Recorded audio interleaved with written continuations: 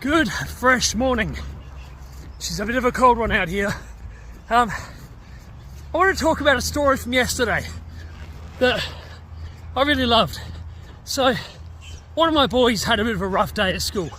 You know, he wasn't following instructions, wasn't doing things the way he should.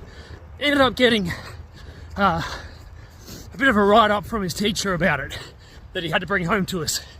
Anyway, on Monday nights, I take my boys to a session at a local school called What's the Buzz? Great little session about interaction and, you know, just about understanding more about how to be themselves, but also how to be around other people. Anyway, I wanted to walk them there last night. I thought it'd be nice to kind of just spend some time together.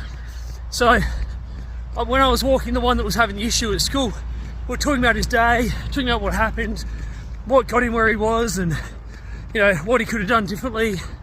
And it was just a really cool little conversation. You know, I just felt like we had this really deep moment, understanding what he'd gone through, how he could maybe have handled it better, and what he could have done. Anyway, I went to pick him up from the What's the Buzz session, and he'd gotten an award for doing exactly what we talked about. He concentrated, he didn't interrupt, he did all the instructions given to him. You know, he just did all the things that he'd had trouble with that day at school. He did them all in the session.